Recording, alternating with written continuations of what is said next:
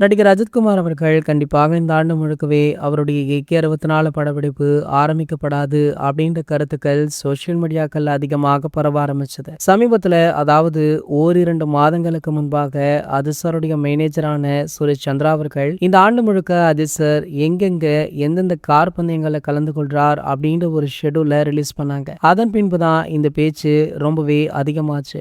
மேலும் பாத்தீங்கன்னா படத்துடைய இயக்குனரான ஆதிக் ரவிச்சந்திரன் அவர்களை வேற ஒரு சில மாதங்களாக வழியில காண முடியல. ரசிகர்களுடைய கேள்விக்குமே தகுந்த ரெஸ்பான்ஸும் இல்ல. ஏகே 64 அப்படின்ற திரைப்படம் உருவாகுதா இல்லையா அப்படின்னு ரசிகர்களே ஒரு மிகப்பெரிய குழப்பத்திலுமே இருக்காங்க. இந்த நிலையில பாத்தீங்கன்னா சமீபத்துல நடிகர் லோகேஷ் கனகராஜ் அவர்கள் நம்ம ஏகே அவர்களை மீட் பண்ணிருக்காரா. ஒரு சில மாதங்களுக்கு முன்பு ஒரு கல்லூரி விழாக்கள்ல கலந்து கொண்ட லோகேஷ் அவர்கள் கூடிய விரைவில் அஜித் சாருடன் படம் பண்ண இருக்கும், அதற்கான பேச்சுவார்த்தைகள் சக்சஸ்ஃபுல்லாக முடிஞ்சிருக்கு அப்படின்னு சொல்லியிருந்தாரு. அதனடுத்து ரசிகர்களுமே இவங்க ஏகே 65 அப்படின்ற படத்துல தான் கமிட் ஆவாங்க அப்படின்னு பலருமே சொன்னாங்க.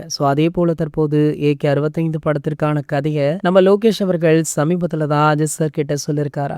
அதற்கான பேச்சுவார்த்தைகளுமே சக்சஸ்ஃபுல்லா முடிஞ்சிருக்காம். இன்னும் சில தினங்கள்ல ப்ரோமோவுடன் கூடிய இந்த படத்தின் அறிவிப்புமே வெளியாக இருக்கா.